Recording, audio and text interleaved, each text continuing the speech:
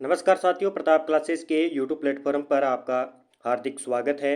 पात्रता परीक्षा 2025 रीट L2 की आज हम चर्चा करेंगे, जिसमें आपको सामाजिक अध्ययन एसएसटी की स्पेशल क्लासें अभी टॉपिक वाइज निःशुल्क बेंच के माध्यम से मिलेगी आपको प्रताप क्लासेस पर। और आज टॉपिक होगा हमारा सिंधु घाटी सभ्यता, क्लास हमारी फर्स्ट होगी। इसमें हम बात करेंगे एमसीक्यू क्वेश्चन और उसके बाद में जो भी एनसीईआरटी बुक है कक्षा 6 से 8 तक की, उसमें जो भी डाटा दिया हुआ है सिंधु घाटी सभ्यता का, उसके बारे में चर्चा करेंगे। तो अच्छे तरीके से पढ़ना है मेरे साथ। सभी साथी वीडियो को लाइक करें, शेयर करें, चैनल पर नए हैं तो चैनल को सब्सक्राइब कर लें और बेल आइकन का घंटा दबाएं। जैसे ही वीडियो अपलोड करेंगे आपके पास पहुंच पाएगा। आपको पता है कि रीट L2 के अंदर टोटल 150 प्रश्न आते हैं। 150 में से 60 प्रश्न जो आपके आएंगे वो सामाजिक अध्ययन एसएसटी के आने वाले हैं। तो मैं टॉपिक वाइज आपको कवर करवाऊंगा। लगभग सामाजिक अध्ययन के 70 टॉपिक हैं, 70 टेस्ट हैं। प्रताप क्लासेस पर इसकी टेस्ट सीरीज भी मिल जाएगी स्पेशल 60 प्रश्नों की। उसमें टॉपिक वाइज आपको कवर करवाया जाएगा, जिसमें मैंने सिंधु घाटी सभ्यता, वैदिक सभ्यता, जैन सभ्यता, जैन धर्म डाल दिया है। अब बौद्ध धर्म आगे डाल दिया जाएगा। तो बात करते हैं आज के प्रश्नों की। इसी के साथ सभी साथी वीडियो को लाइक करें। सिंधु घाटी सभ्यता का नाम बदलकर हड़प्पा सभ्यता क्यों रखा गया? सबसे पहले हम बात करेंगे सिंधु घाटी सभ्यता का नाम बदलकर हड़प्पा सभ्यता क्यों किया गया। सिंधु घाटी सभ्यता विश्व की सबसे बात करें तो प्राचीन सभ्यताओं में से एक है। ये तो आपको पता है, विश्व की सबसे प्राचीन सभ्यताओं में से एक है। कौन सी? सिंधु घाटी सभ्यता। प्रारंभिक खुदाई के स्थल सिंधु नदी के आसपास होने के कारण इसे सिंधु घाटी की सभ्यता कहा जाने लगा। यानी सिंधु घाटी का जो एरिया है वहाँ पे इसके आसपास की खुदाई हुई तो इसका नाम क्या पड़ गया? सिंधु घाटी सभ्यता पड़ गया। उसके बाद में इसके जो उत्खनन क्षेत्र है सिंधु घाटी के आसपास के दूर दूर क्षेत्रों तक मिलने लगे। फिर इसके आसपास का जो सबसे पहला स्थल खोजा गया था वो हड़प्पा के आसपास खोदा गया था, यानी सिंधु सभ्यता से संबंधित। तो इसी प्रकार इस सभ्यता का पूरा नाम क्या पड़ गया? हड़प्पा सभ्यता के नाम पर पड़ गया। तो सिंधु नदी के पास होने के कारण इसकी क्या नाम पड़ गया? हड़प्पा सभ्यता का नाम पड़ गया।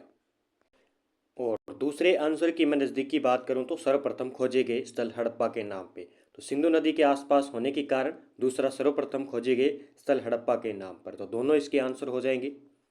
आगे बात करते हैं, चार्ल्स मेसन को हड़प्पा के टीले की प्रथम जानकारी किस वर्ष मिली? अच्छा प्रश्न है। और हड़प्पा सभ्यता से जो टॉपिक है पूरा हड़प्पा सिंधु सभ्यता, मैंने एक एक क्वेश्चन पूरा बारीकी से निकाल लिए हैं। लगभग इसकी 2 से 3 क्लासें रहेंगी और आपको कहीं नहीं पढ़ना है। अच्छे तरीके से ये क्लास देख लीजिए और बाकी आप बुक को अच्छे तरीके से पढ़ लीजिए। चार्ल्स मेसन को हड़प्पा के टीले की प्रथम जानकारी किस वर्ष मिली? तो 1826 ईस्वी के अंदर।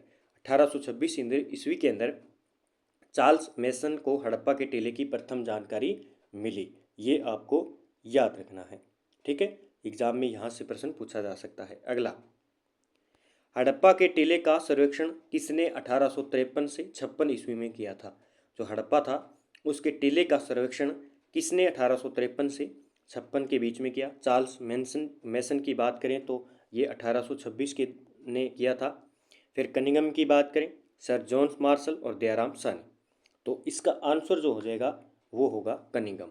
क्या होगा? कनिंघम के द्वारा हड़प्पा के टीले का सर्वेक्षण 1853 से लेकर 56 तक किया गया। ये एग्जाम में पूछा जा सकता है आपसे, ठीक है। अगला प्रश्न देखिए, किसके निर्देशन में 1921 में दयाराम साहनी पंजाब के मोंटगोमरी जिले में रावी नदी के तट पर हड़प्पा का उत्खनन करवाया गया था? तो दयाराम साहनी द्वारा पंजाब का एक स्थान है मोंटगोमरी जिले में रावी नदी के तट पर। नदी पूछे तो रावी नदी, राज्य पूछे तो पंजाब और जिला पूछे तो मोंटगोमरी। मोंटगोमरी किसके द्वारा? दयाराम साहनी के द्वारा 1921 में तो उत्खनन करवाया गया था। तो इसका आंसर क्या हो जाएगा? तो इसका आंसर होगा अपने सर जॉन मार्शल के द्वारा। किसके निर्देशन में? तो निर्देशन सर जॉन मार्शल द्वारा 1921 में किसके द्वारा जो उत्खनन करवाया गया? दयाराम साहनी से 1921 में पंजाब के मोंटगोमरी जिले में रावी नदी के तट पर हड़प्पा का उत्खनन करवाया गया। ये प्रश्न भी एग्जाम में आ सकता है। अगला, सिंधु सभ्यता को किस अन्य नाम से जाना जाता है? लोहा युगीन सभ्यता, कांस्य युगीन सभ्यता, पाषाण युगीन सभ्यता, मध्यकालीन सभ्यता के नाम से। तो बात करें तो एक तो इसे बात करें कांस्य युगीन सभ्यता के नाम से जाना जाता है सिंधु सभ्यता को। किस प्रकार की? कांस्य युगीन सभ्यता के नाम से जाना जाता है सिंधु सभ्यता को। तो इसका आंसर हो जाएगा कांस्य युगीन सभ्यता के नाम से जाना जाता है।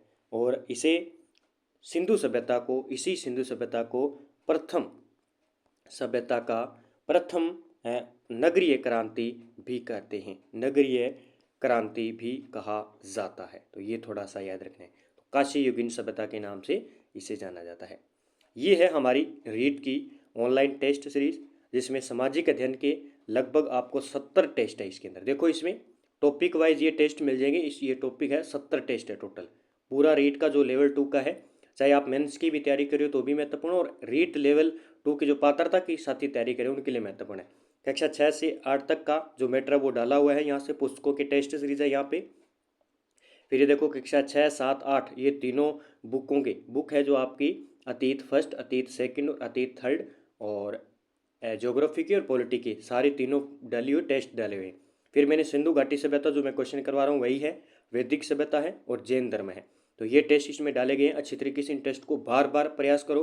एनसीईआरटी भी इसमें डाली हुई है, क्योंकि पिछली बार एसएसटी का एग्जाम हुआ था, वहाँ पे एनसीईआरटी के बहुत ज़्यादा क्वेश्चन आए थे। तो इसी आधार पर मैंने अच्छे तरीके से ये टेस्ट तैयार किए हैं। तो अच्छे तरीके से करें, और आपको कोई हेल्प चाहिए 8696158739 नंबर पर संपर्क करके आप पूछ सकते हैं। नए विद्यार्थियों के लिए बहुत ही महत्वपूर्ण साबित होने वाली है। जॉन मार्शल और अन्य विद्वानों के अनुसार हड़प्पा सभ्यता को किस सभ्यता से प्रेरणा मिली थी? जॉन मार्शल और अन्य विद्वानों के अनुसार हड़प्पा सभ्यता को किस सभ्यता से प्रेरणा मिली? मिस्र से, चीन से, मेसोपोटामिया और ग्रीस की सभ्यता से। इसका आंसर क्या हो जाएगा? तो मेसोपोटामिया की सभ्यता से जो है हड़प्पा सभ्यता को प्रेरणा मिलती है। ये कथन है किसका? जॉन मार्शल और अन्य विद्वान का कहना है। किसका है? अन्य विद्वान का कहना है। वही बात करें मेसोपोटामिया, देखिए हमारे हड़प्पा सिंधु सभ्यता में जल निकासी की बहुत ही अच्छी व्यवस्था थी, लेकिन मेसोपोटामिया की जो योजना है, हम बात करें सभ्यता है, वहाँ पे जो है नगर जल निकास योजना का चिन्ह नहीं मिलता है। किस प्रकार का? जल निकास योजना का, जल निकासी योजना का। देखिए सिंधु सभ्यता को आप यूट्यूब पर जाएंगे तो बहुत से यूट्यूब ब्लॉगर हैं, उन्होंने अच्छे तरीके से यूट्यूब पर आपको सिंधु सभ्यता का चित्र वीडियो बनाया हुआ है, उनको जाकर देखें और किस प्रकार की सिंधु सभ्यता है। पढ़ के टॉपिक उसके बाद वो वीडियो देखें, आपको हर चीज़ नज़र आएगी। वहाँ पे इस प्रकार नालियाँ बनी हुई हैं, नालियों पर इस प्रकार के पत्थर मेले हुए हैं। तो जल निकासी की बहुत अच्छी वहाँ पे देख सकते हो। नगरीय सभ्यता थी, कांस्य युगीन सभ्यता थी। तो मेसोपोटामिया में इस प्रकार की नहीं मिलती है। बाकी इस मेसोपोटामिया सभ्यता से हमें जो प्रेरणा मिली है वो हड़प्पा सभ्यता में बहुत मिली है, ये याद रखना। देखिए जॉन मॉर्सल है, गार्डन चाइल्ड है, मार्टिमर व्हीलर है और डीएच गार्डन, इन विद्वानों के अनुसार ये कहना है। अगला, किस समूह के विद्वान हड़प्पा सभ्यता की स्थानीय उत्पत्ति को स्वीकारते हैं? किस समूह के विद्वान हड़प्पा सभ्यता की स्थानीय, अब एग्जाम में इस प्रकार के कथन पूछे जाएंगे कि हड़प्पा सभ्यता का जो किस प्रकार, तो स्थानीय उत्पत्ति किस प्रकार उत्पत्ति, स्थानीय उत्पत्ति कौन कौन से वैज्ञानिक जो मानते हैं, हम कह सकते हैं विद्वान मानते हैं। तो स्थानीय उत्पत्ति की हम बात करेंगे वो है पिगट है, आलचिन है और फेयर सर्विस। ये क्या मानते हैं? उत्पत्ति बताते हैं, यानी जो हड़प्पा सभ्यता की उत्पत्ति है वो किस प्रकार हुई, हम कह सकते हैं कि स्थानीय उत्पत्ति हुई वो पिगट, आलचिन और फेयर सर्विस के द्वारा। एक कथन आएगा सीधा का सीधा एग्जाम में पूछा जाएगा कि उत्पत्ति से मत किसका है। अगला है, कौन से विद्वान सिंधु सभ्यता के निर्माता आर्य को मानते हैं? ये मोस्ट कर लेना, ये प्रश्न पूछा जा सकता है। आजकल जो क्वेश्चनों का टाइप आ रहे हैं वो इस प्रकार आ रहे हैं कि निम्न में से सिंधु सभ्यता कांस्य युगीन सभ्यता थी, सिंधु सभ्यता एक नगरीय सभ्यता नहीं थी, सिंधु सभ्यता के निर्माता आर्यों को मानने वाले जो विद्वान हैं वो कौन है। तो इस प्रकार के प्रश्न ज़्यादा पूछे जाने लगे हैं। तो इसी प्रकार मैंने एक एक लाइन से एक एक प्रश्न बनाया ताकि आप अच्छे तरीके से उसका रिवीजन कर सके। तो किस विद्वान ने सिंधु सभ्यता का निर्माता किसके माना है? आर्यों को मानते हैं, यानी जो हिंदू सभ्यता का निर्माण है वो किसके द्वारा? आर्यों के द्वारा किया गया। ये कथन किसका है? ये कथन है अपने डॉक्टर लक्ष्मण स्वरूप TN रामचंद्रन का। मोस्ट कर लेना और एग्जाम में पूछा जाता है। डॉक्टर लक्ष्मण स्वरूप TN रामचंद्रन का। ये जो सिंधु सभ्यता की जो क्लास है वो first grade, second grade, REET और अन्य SSC SST जो भी विद्यार्थी तैयारी करें उनके लिए महत्वपूर्ण है। सिंधु सभ्यता का टॉपिक आपने मेरे से पढ़ लिया, इस प्रश्न कर लिए, समझ लो यहाँ से प्रश्न एक भी बाहर नहीं जाएगा। मोहनजोदड़ो में खुदाई के दौरान किस प्रजाति की खोपड़ियाँ प्राप्त हुई है जिससे एक विशेष मत का उदय हुआ। मोहनजोदड़ो में खुदाई के दौरान किस प्रजाति की खोपड़ियाँ प्राप्त हुई है जिससे एक मत का उदय हुआ है। तो किस मत का उदय हुआ है? भूमध्य सागरीय मत का। किसका? भूमध्य सागरीय मत। भूमध्य सागरीय मत कहता है कि मोहनजोदड़ो में खुदाई के दौरान अधिकतर मानव खोपड़ियाँ भूमध्य सागरीय प्रजाति की होने के कारण इस सभ्यता के निर्माता भूमध्य सागरीय माने गए हैं। ठीक है, तो ये भी याद रखना है। अगला, राखलदास बनर्जी और सुनीति कुमार चटर्जी के अनुसार सिंधु सभ्यता के मूल निवासी कौन है। ये देखो मोस्ट कर लेना। एक तो है राखलदास बनर्जी और सुनीति कुमार चटर्जी के अनुसार सिंधु सभ्यता के मूल निवासी कौन है। तो मूल निवासी कौन है? ये द्रविड़ मानते हैं। ये मानते हैं कि सिंधु सभ्यता के मूल निवासी कौन थे? वो द्रविड़ थे। वो मानते हैं राखलदास बनर्जी। कौन मानते हैं? एक तो राखलदास बनर्जी और सुनीति कुमार चटर्जी। ये कथन है, ये आपको याद करने। अगला, सर्वप्रथम जॉन मॉर्सल ने सिंधु सभ्यता की तिथि किस कालखंड में निर्धारित की। सर्वप्रथम जॉन मॉर्सल ने सिंधु सभ्यता की तिथि। अब हम बात करेंगे सिंधु सभ्यता से संबंधित तिथि, यानी कहा भी सिंधु सभ्यता इस काल में उत्पन्न हुई। किसी ने कहा कि इस कालखंड में इसका निर्माण हुआ, किसी ने कहा इस कालखंड में। तो 2-3 व्यक्ति हैं जो एग्जाम की दृष्टि से महत्वपूर्ण और एग्जाम में पूछ लिए जाते हैं। सबसे पहले हम बात करेंगे जॉन मार्शल की। जॉन मार्शल की बात करेंगे। इन्होंने जो कार्यकाल बताया वो बताया 3250 ईस्वी से लेकर 2750 ईस्वी तक का काल माना इन्होंने सिंधु सभ्यता का उत्पत्ति का, 3200 से लेकर 2750 ईस्वी तक का। ठीक है। अगला, रेडियो कार्बन 14 परीक्षण पद्धति से सिंधु सभ्यता का कार्यकाल क्या माना है। ये मोस्ट है, ये ज़्यादातर एग्जाम में ये पूछा जाता है कि जो रेडियो कार्बन पद्धति है, सी कार्बन पद्धति है 14, उसके आधार पर कार्यकाल क्या माना गया है। ये हमारे एग्जाम की दृष्टि से महत्वपूर्ण है। उसके आधार पर 2500 ईसा पूर्व से लेकर 1750 ईसा पूर्व का काल माना है। ये मोस्ट कर लेना है। यानी जो सिंधु सभ्यता का उत्पत्ति का काल है वो 2500 ईसा पूर्व से लेकर 1750 ईसा पूर्व का है। तो ये थोड़ा सा आपको याद रखना है। सिंधु सभ्यता लगभग 4500 वर्ष पुरानी सभ्यता, हम कह सकते हैं 4000 वर्ष पुरानी सभ्यता इसे मान सकते हैं। तो ये थोड़ा सा आपको याद रखना है। अगला प्रश्न देखिए, किस विद्वान ने सिंधु सभ्यता का काल 2000 से लेकर 1500 ईस्वी तक का माना है। 2000 से लेकर 1500 ईस्वी तक का माना है। किस विद्वान ने माना है? ये एग्जाम में पूछा जा सकता है फेयर सर्विस के द्वारा। किसके द्वारा? फेयर सर्विस के द्वारा। अगला प्रश्न देखिए, किस विद्वान ने सिंधु सभ्यता का कार्यकाल 3500 ईसा पूर्व से लेकर 2700 ईसा पूर्व के बीच माना है। 3500 से लेकर 2700 ईस्वी पूर्व। तो माधव स्वरूप वत्स के द्वारा। किसके द्वारा? माधव स्वरूप वत्स के द्वारा सिंधु सभ्यता का जो काल बताया इन्होंने। तो बात करें काल क्या बताया है, काल निर्धारण बताया है 3500 ईसा पूर्व से लेकर 2700 ईसा पूर्व तक। याद कर लेना किसके द्वारा? माधव स्वरूप वत्स के द्वारा। अगला प्रश्न देखिए, मोहनजोदड़ो का शाब्दिक अर्थ क्या होता है। मोहनजोदड़ो का शाब्दिक अर्थ क्या होता है? मृतकों का स्थान, मृतकों का टीला, पुरातत्व स्थल, नदी किनारे का शहर। तो इसे कहते हैं मोहनजोदड़ो को मृतकों का टीला। क्या कहते हैं इसे? मृतकों का टीला के नाम से जाना जाता है। ये हम बात करें तो सिंध क्षेत्र, कौन सा? सिंध क्षेत्र का एक ज़िला है, कौन सा? लरकाना। कौन सा जिला? लरकाना जिला। ठीक है। और नदी कौन सी? सिंधु नदी तट पर। सिंधु नदी तट पर। और कौन से किनारे पर पूछा जाए तो इसका जवाब दीजिए कि जो सिंधु नदी है, सिंधु नदी के किस तट पर ये मोहनजोदड़ो है। सिंधु नदी के इस तट पर है या इस तट पर है? इसका जवाब कमेंट बॉक्स में दीजिए। तो इसका आंसर मृतकों का टीला हो जाएगा। ठीक है। तो 1922 ईस्वी में इसकी जो किया गया था, उत्खनन किया गया था, सर्वप्रथम खुदाई राखलदास बनर्जी द्वारा। ठीक है, तो याद कर लेना।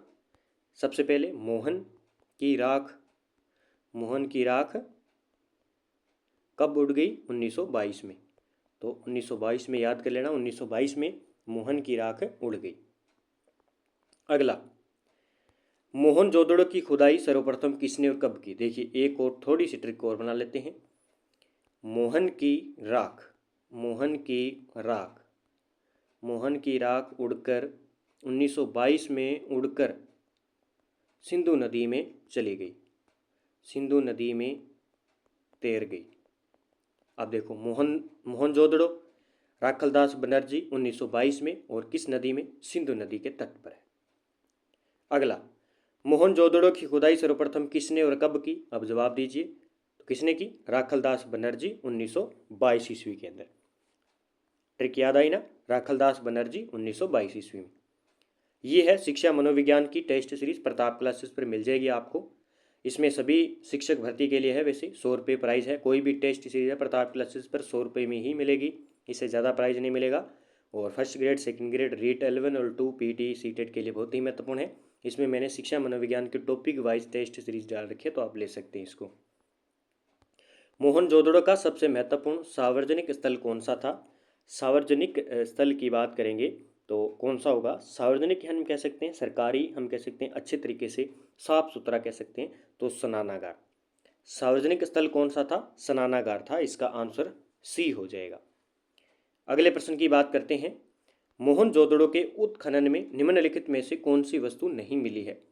मोहनजोदड़ो के उत्खनन में कौन सी वस्तु नहीं मिली है? नृत्य करती नारी की कांसे की प्रतिमा बिल्कुल मिली है। लाल बलुआ पत्थर का पुरुष दड़ बिल्कुल मिला है। जो मोहन का, वहाँ पे आप वीडियो में देखोगे तो मोहन का वहाँ पे चित्र मिला है। वहाँ पे कोई राजा था एक इस प्रकार का। सोने की मूर्ति, सीप से बना स्केल। तो इसमें कौन सा नहीं मिलेगा? तो यहाँ पे सोने का कोई अवश्य नहीं मिला गया है। कांस्य युगीन ये एक सभ्यता थी। तो सीप से बना स्केल बना है, ये देख लेना। लाल बलुआ पत्थर से बना एक पुरुष दड़ है, वीडियो में देखोगे तो मिल जाएगा। नृत्य करती नारी की कांस्य की प्रतिमा ये है। तो ये 3 है, इसमें आंसर सी हो जाएगा। अगला देखिए, प्रश्न की बात करते हैं। मोहनजोदड़ो के उत्खनन से किस प्रकार के साक्ष्य प्राप्त हुए हैं जो स्वास्थ्य संबंधी समस्या की ओर संकेत करते हैं? तो मलेरिया के साक्ष्य याद कर लेना। यहाँ पे मलेरिया के साक्ष्य मिले हैं। किस प्रकार के? मलेरिया के साक्ष्य मिले हैं। और भी मैं बता देता हूँ यहाँ पे किस प्रकार के साक्ष्य मिले हैं। ये हो गए, एक यहाँ पे कुएं से नर के कंकाल, कुएं से नर के कंकाल मिले हैं। ये याद रखना है, मोहनजोदड़ो से कुएं से नर के कंकाल मिले हैं। दूसरा हम बात करें, एक मुद्रा पर नाव की आकृति है। एक मुद्रा पर नाव की आकृति। आप जब वीडियो देखोगे इसमें देख लेना, वहाँ पे जो संग्रहालय बना हुआ है वहाँ पे एक नाव पड़ी, अच्छी तरीके से देख लेना। फिर ये हो गया मिट्टी का तराजू, ये भी वहाँ पे देख लेना, वीडियो में उसने दिखा रखा है। वीडियो का तराजू कोई भी लगा लेना, बहुत आ जाएंगे। फिर गले हुए तांबे के ढेर मिले हैं। घोड़े के दांत, और क्या मिले यहाँ पे? घोड़े के दांत भी मिले हैं। तो कुएं से नरकंकाल, एक मुद्रा पर नाव की आकृति है, मिट्टी का तराजू है, घोड़े के दांत हैं, गले हुए तांबे के ढेर है, मलेरिया के अवशेष भी मिले हैं, और हाथी का कपाल खंड भी मिला है, सूती कपड़े के अवशेष मिले हैं। तो ये थोड़ी सी याद रखना है आपको डिटेल। हड़प्पा के उत्खनन का प्रथम कार्य किसने करवाया था? अब हम बात करेंगे हड़प्पा की। तो हड़प्पा की बात करेंगे तो पाकिस्तान के, सबसे पहले हड़प्पा की बात करें तो हड़प्पा है, ये है पाकिस्तान। कहाँ पे है? पाकिस्तान के अंदर है पंजाब प्रांत। एक है सिंध, एक है पंजाब। तो ये किस प्रांत में है? पंजाब प्रांत के अंदर है। और जिला है मोंटगोमरी, मैंने पहले भी बता दिया, मोंटगोमरी। और जिला है रावी नदी पर। देखिए, मैंने थोड़ा सा शुरुआत में मिस्टेक बता दिया, बाकी चलो ठीक है, वो क्वेश्चन हो गया था, हड़प्पा ही था। तो उसके बाद में रावी नदी, और 1921 में उत्खनन किया दयाराम साहनी के द्वारा। ये थोड़ा सा आपको याद रखना है। इसके बाद में 1926 में माधव स्वरूप वत्स ने, 1946 में मार्टिमर व्हीलर ने उत्खनन कार्य भी करवाया था। इसमें 3 व्यक्ति हो जाएंगे। तो हड़प्पा के उत्खनन का प्रथम कार्य किसने करवाया था? तो दयाराम साहनी। बता देता हूँ, देखिए 1921 में जो किया था वो दयाराम साहनी जी के द्वारा किया गया था। फिर हम बात करेंगे 1926 में आए थे अपने माधव स्वरूप वत्स, माधव स्वरूप वत्स के द्वारा। फिर आगे मैं बात करूँगा 1946 की बात करेंगे तो मार्टिमर व्हीलर, इनके द्वारा जो है ये उत्खनन करवाया गया था हड़प्पा सभ्यता का।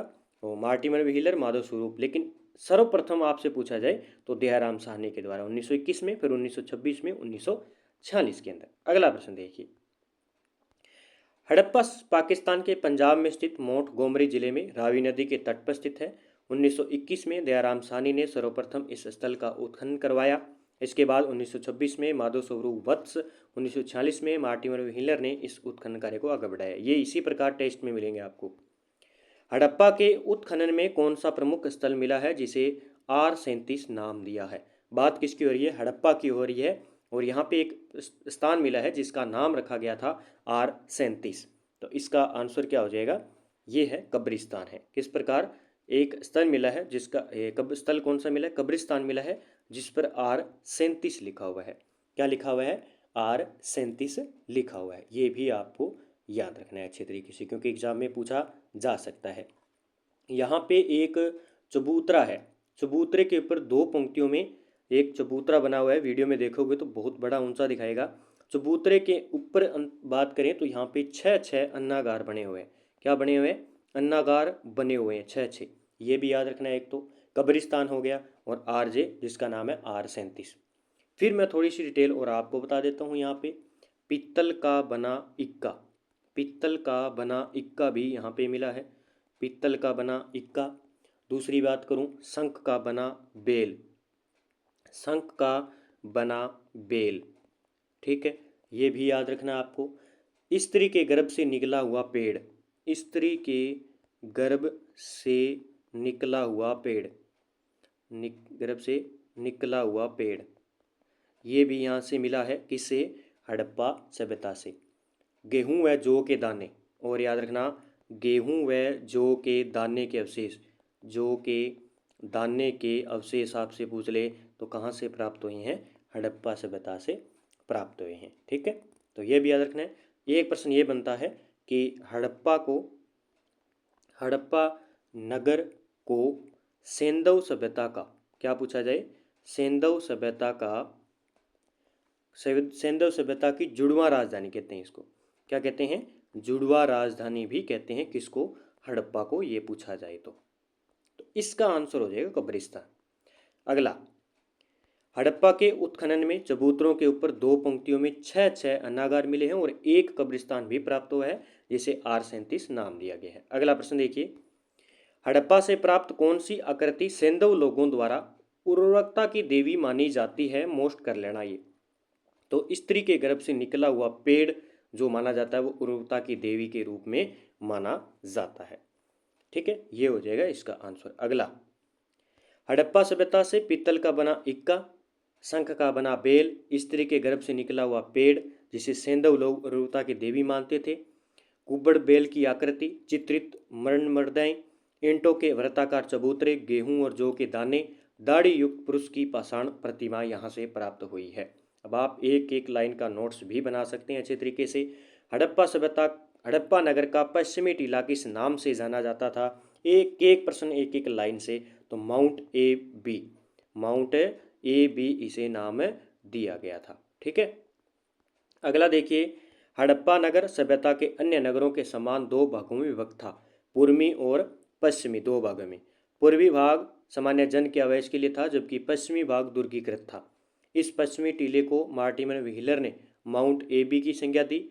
हड़प्पा नगर के आवासों में मोहनजोदड़ो के समान कुएं नहीं थे। ठीक है, चहुंदड़ो की बात करें, सबसे पहले तो मैं बात करूं चहुंदड़ो है कहाँ पे, ये भी पूछा जा सकता है। तो पाकिस्तान के अंदर है। ये भी कहाँ पे है? पाकिस्तान में है। हड़प्पा भी पाकिस्तान के अंदर है। तो ये आपको याद रखना है। चहुंदड़ो है सिंध प्रांत में है। ये कहाँ पे है? सिंध प्रांत में है और पाकिस्तान के अंदर है। तो चहुंदड़ों का उत्खनन किसने करवाया था? तो एम.जी. मजूमदार और अर्नेस्ट मेक्के के द्वारा। देखिए बात करें 1931 ईस्वी की आ जाए अब, किसकी? 1931 में एम जी मजूमदार, और उसके बाद में 1935 में जो है अर्नेस्ट, कौन आ जाएंगे? अर्नेस्ट मेक्के के द्वारा इनका क्या करवाया गया? उत्खनन करवाया गया। ये थोड़ा सा याद रखना है।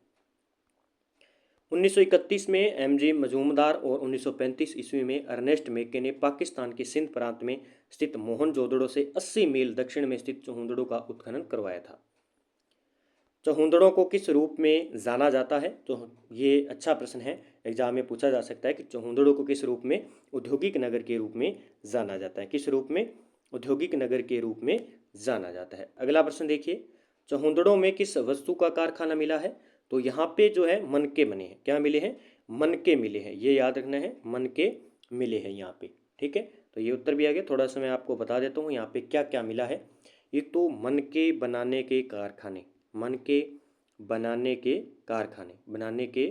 कारखाने मिले हैं। ये चहुंदड़ों से मिले हैं, पाकिस्तान के अंदर है, और ये थोड़ा सा आपको याद रखना है। दूसरा, इस सभ्यता को झुंकर झांकर ग्रामीण संस्कृति के रूप में भी जाना जाता है। बाकी आगे मैं और बता देता हूँ। अगला, चहुंदड़ों के उत्खनन में किस प्रकार की प्राचीन संस्कृति के अवशेष मिलते हैं? तो किस प्रकार के अवशेष मिलते हैं यहाँ पे? यहाँ पे मिलते हैं ग्रामीण संस्कृति के अवशेष मिलते हैं। यहाँ सिंधु सभ्यता से पूर्व भी झंकर झांकर यानी ग्रामीण संस्कृति के अवशेष प्राप्त होते हैं, जो प्राक हड़प्पा काल के प्रतीक होते हैं। अगला प्रश्न देखिए, चहुंदड़ों से प्राप्त किस वस्तु का उल्लेख नहीं मिलता है? अलंकृत हाथी, 6 लड़ी का सोने का हार, दुर्गों की किलेबंदी, धातु की मूर्तियाँ। तो इसका आंसर क्या होगा? तो इसमें होगा धातु की मूर्तियाँ यहाँ से प्राप्त नहीं हुई हैं। तो यहाँ पे अलंकृत हाथी की जो चित्र मिले हैं, 6 लड़ी सोने का हार मिला है, और दुर्गों की किलेबंदी यहाँ पे मिली है। तो ये भी याद रखना है। ठीक है, और कुत्ते द्वारा बिल्ली का पीछा करते हुए पद चिन्ह भी मिले हैं। तो ये देखिए एक इस प्रकार की थोड़े याद करने हैं बस। यहाँ से अन्य नगरों की तरह दुर्गों की किलेबंदी का प्रमाण नहीं मिलता। इसके अलावा यहाँ से अलंकृत हाथी, कुत्ते द्वारा बिल्ली का पीछे करने का पद चिन्ह, खिलौने, लिपस्टिक और 6 लड़ी सोने का हार जैसे अवशेष प्राप्त हुए हैं। लोथल के उत्खनन का कार्य किसके निर्देशन में किया गया? अब आ गई लोथल की बात। अब हम बात करेंगे लोथल की। सबसे पहले हमने बात की मोहनजोदड़ो की, फिर हड़प्पा की, फिर चहुंदड़ो की, फिर हम बात करेंगे लोथल की। लोथल स्थान है गुजरात के अंदर। ये भी थोड़ी सी बस डिटेल याद होनी चाहिए। लोथल गुजरात में है, और नदी पूछे तो भोगवा नदी पर। किस नदी पर है? भोगवा नदी के ऊपर है। और अब आगे हम बात करते हैं कि लोथल के उत्खनन का कार्य किसके निर्देशन में किया गया। तो लोथल की बात आ जाएगी तो S.R. राव के द्वारा, S.R. राव के द्वारा। ठीक है, तो ये याद रखने ना, 1955 S.R. राव के द्वारा इसका जो है उत्खनन करवाया गया। ये आपको याद रखना है अच्छे तरीके से। ठीक है, अगला देखिए, हड़प्पा और मोहनजोदड़ो स्थलों के बाद सिंधु सभ्यता का प्रमुख स्थल जो अहमदाबाद जिले के सगरवल नामक ग्राम के समीप स्थित है, उसका उत्खनन 1955 ईस्वी में S.R. राव के निर्देशन में करवाया गया था। सिंधु सभ्यता का वह स्थल कौन सा है जहां जहाज़ों की गोदी के अवशेष मिले हैं? जहां पे जहाज़ों की गोदी के अवशेष मिले हैं, तो कौन सा हो जाएगा इसका आंसर? इसका आंसर हो जाएगा हमारा लोथल हो जाएगा। कौन सा? लोथल हो जाएगा। यहाँ जहाज़ों की गोदी के अवशेष मिले हैं, जिसके आधार पर कहा जाता है कि लोथल सिंधु सभ्यता का प्रमुख बंदरगाह था। ये याद रख लेना। तो सिंधु सभ्यता का बंदरगाह कौन सा हो जाएगा? लोथल हो जाएगा। लोथल स्थल से कौन सा प्रमाण मिलता है जिसे यह माना जाता है कि सिंधु लोग फारस से व्यापार करते थे? तो किसके माध्यम से? तो यहाँ पे फारस की मोहरों के माध्यम से पता लगाया जाता है कि सिंधु के लोग फारस से व्यापार करते थे। फिर आगे प्रश्न की बात करेंगे। ये मुख्य तथ्य आ गया, फारस से व्यापार करते हैं। लोथल में किस प्राचीन पुस्तक के कथानक से मिलता जुलता चित्र मृदा भांड मिला है? तो मृदा भांड कहाँ पे मिला है? ये पंचतंत्र के प्राचीन पुस्तक के माध्यम से। अगला देखिए, कालीबंगा स्थल की खोज किसने की थी? कालीबंगा स्थल की खोज किसने की थी? तो अमलानंद घोष के द्वारा की गई थी। अब हम बात करेंगे कालीबंगा सभ्यता की। ये है कहाँ पे? हनुमानगढ़ के अंदर है। कहाँ पे है? हनुमानगढ़ जिले के अंदर है। और नदी पूछी जाए तो घग्गर नदी के किनारे स्थित है। और अमलानंद घोष के द्वारा 1961 में 1961 अमला खोज की थी अमलानंद घोष ने, और उत्खनन करवाया था 1961 में बीबी लाल व बी के थापर के द्वारा। बी के थापर के द्वारा इसका उत्खनन करवाया गया था। कालीबंगा का अर्थ क्या होता है? काले रंग की चूड़ियाँ। काले रंग की चूड़ियाँ इसका अर्थ होता है। ये थोड़ा सा बस इतना आपको याद रखना है। एक इम्पोर्टेंट यहाँ पे जो है सबसे ज़्यादा अग्निकुंड के अवशेष और जूते हुए खेत के साक्ष्य यहाँ से मिले हैं। अगला ये पढ़ लिया हमने। कालीबंगा में किस प्रकार की बस्ती के अवशेष मिले हैं? अच्छा प्रश्न है ये, पहली बार मैंने देखा इस प्रश्न को। तो कालीबंगा में किस प्रकार की बस्ती है? किलेबंदी युक्त ग्रामीण बस्ती है यहाँ पे। ठीक है। अगला मुख्य तथ्य ज़्यादा इम्पोर्टेंट नहीं है। कालीबंगा की विशेषता क्या है जो इसे सिंधु सभ्यता के अन्य नगरों से अलग बनाती है? तो इसकी विशेषता क्या है कि कच्ची ईंटों का इस्तेमाल है यहाँ पे। यहाँ पे क्या है? कच्ची ईंटों का इस्तेमाल किया गया। अगला देखिए, सैंधव सभ्यता के अन्य नगरों के समान यहाँ जल निकासी की व्यवस्था का अभाव था और कच्ची ईंटों का इस्तेमाल विशेष रूप से इसी स्थल पर देखने को मिलता है। कालीबंगा के पश्चिमी टीले पर प्राप्त अवशेषों से क्या अनुमान लगाया जा सकता है? तो क्या अनुमान लगाया जा सकता है? यहाँ पे बलि प्रथा का प्रचलन था। ठीक है, ये भी याद रखना है, कालीबंगा से संबंधित है। कालीबंगा में किस कृषि तकनीक के साक्ष्य मिले हैं? अच्छा प्रश्न है, एग्जाम में पूछा जाता है। तो समकोण के आकार में फसल बोना कालीबंगा में कृषि तकनीक है। यहाँ से जूते हुए खेत के साक्ष्य, ये मोस्ट कर लेना। हल के प्रयोग के एकमात्र साक्ष्य प्राप्त हुए, ये भी पोस्ट करना है। खेतों में फसलों समकोण के आधार पर बोई जाती थी और यहाँ के लोग एक ही खेत में 2 फसलें खेती करते थे। चावल की भूसी के अवशेष यहाँ से मिले हैं। तीनों चारों पॉइंट याद रखना है, कालीबंगा से एक प्रश्न पक्का आता है। कालीबंगा के पश्चिम टीले पर किस प्रकार के अवशेष प्राप्त होते हैं? जो पश्चिमी टीला है कालीबंगा का, उसमें अग्निकुंड मिले हैं। क्या मिले हैं? यहाँ पे अग्निकुंड मिले हैं, जो एग्जाम में पूछा जाता है भी। अगला प्रश्न है कि रोपड़ किस नदी के तट पर है? रोपड़ किस नदी के तट पर है? ये है भाई सतलज पर। रोपड़ की बात करेंगे तो रोपड़ अपना बना हुआ है सतलज नदी पर है। किस नदी पर है? सतलज नदी पर है। अगला प्रश्न देखिए, रोपड़ की बात करूं तो रोपड़ है पंजाब प्रांत के अंदर। किसमें? पंजाब प्रांत के अंदर है और नदी सतलज हो जाएगी, ये भी याद रखना है, और पंजाब के अंदर आ गया। और सर्वप्रथम 1950 में जो है बी लाल के द्वारा यहाँ पे खोज की गई सर्वप्रथम। ठीक है, तो ये थोड़ा सा याद रखना है। ये हो गया। रोपड़ की खोज सर्वप्रथम किसने की थी? रोपड़ की खोज सर्वप्रथम तो बी लाल, याद रखना। रोपड़ की खोज से नवपाषाण काल के बुर्ज होम जम्मू से संबंधित दिखती है। ये प्रश्न एक ही आता है इससे संबंधित, रोपड़ से। नवपाषाण काल के बुर्ज होम जम्मू से समानता मिलती है। वो कैसी मिलती है? वो मिलती है इसमें पशु और मनुष्य की सामूहिक कब्र मिले हैं। अगला ये हो गया। धोलावीरा की खोज सर्वप्रथम किसने की? ये ज़्यादा इंपॉर्टेंट है। धोलावीरा है कहाँ पे? गुजरात के अंदर है, ये थोड़ा सा याद रखना है। धोलावीरा स्थान है गुजरात के अंदर और इसकी खोज सर्वप्रथम किसके द्वारा की गई थी? ये की गई थी जेपी जोशी के द्वारा 1967 में। 1967 में जेपी जोशी के द्वारा इसकी खोज की गई थी, ये थोड़ा सा आपको याद रखना है। अगला प्रश्न देखिए, धोलावीरा के नगर की विशेषता क्या थी? धोलावीरा जो नगर है उसकी विशेषता क्या थी? अभी तक तो बहुत क्वेश्चन है, मैंने टेस्ट सीरीज में 100 क्वेश्चन डाले हैं, एक भी क्वेश्चन मैंने कहा ना यह जो है 3 भागों में विभक्त था। याद कर लेना, धोलावीरा 3 भागों में विभक्त था। सीधा प्रश्न आता है, जहाँ सैंधव सभ्यता के अन्य नगर 2 भागों में विभाजित थे, वहीं धोलावीरा 3 भागों में विभक्त था। ये प्रश्न पूछा जाता है। धोलावीरा से क्या विशेष कलाकृतियाँ मिलती है? धोलावीरा से क्या विशेष कलाकृतियाँ मिलती है? यहाँ से घोड़े की कलाकृतियाँ मिली है। ठीक है, यहाँ से घोड़े की कलाकृतियों के साक्ष्य मिले हैं। साथ ही यहाँ से सर्वप्रथम पॉलिशदार श्वेत पाषाण खंड बड़ी मात्रा में प्राप्त हुए हैं, जिससे ये पता चलता है कि ये लोग चमकीली पॉलिश करने की विधि से परिचित थे।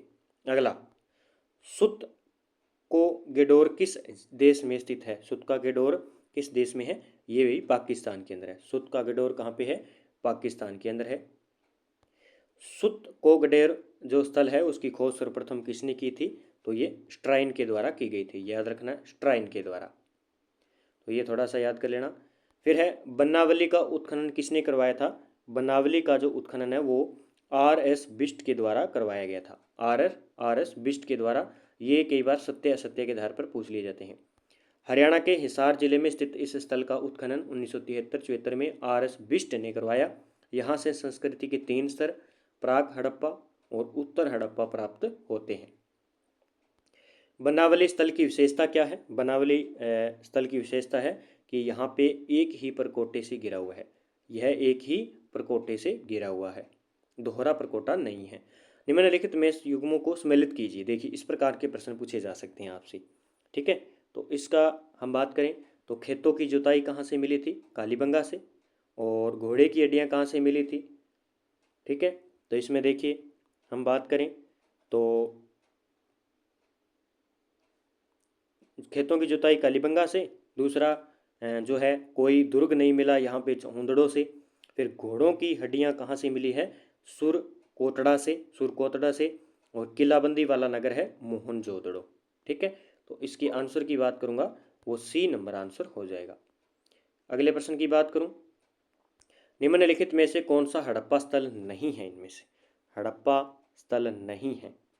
सुत्काडोर है, गनवेरी वाला है, राखी गढ़ी है। तो चिरांद जो है हड़प्पा स्थल नहीं है। चिरांद क्या है? हड़प्पा स्थल नहीं है, एक प्रकार का याद कर लेना, ठीक है। तो एग्जाम में पूछा जा सकता है।